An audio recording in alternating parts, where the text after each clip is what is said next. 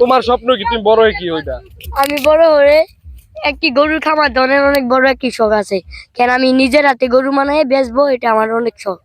মানে গরু তুমি করে লালন পালন করে তুমি বিক্রি করবে শখ, হ্যাঁ? মানে তুমি একটা খামার দিতে চাও আর কি, হ্যাঁ। মানে ব্যবসায়িক হইবে আর কি। তুমি হয় না একটা ব্যবসায়ী, তুমি হইবে কি? আমার নাম মোহাম্মদ শাওন। আমি বড় হয়ে এক গরুর আমি গরুর খামার দিতে চাই।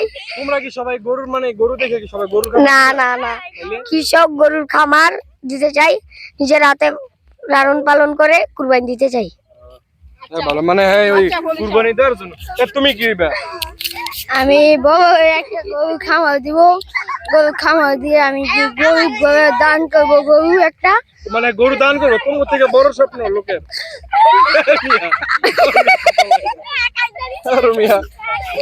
আমি আরেকটা কই, আমি কই, মানে যে এরা পোলাপান সব গরুর খামার দিবে। আমি একটা কই কোন আমনে।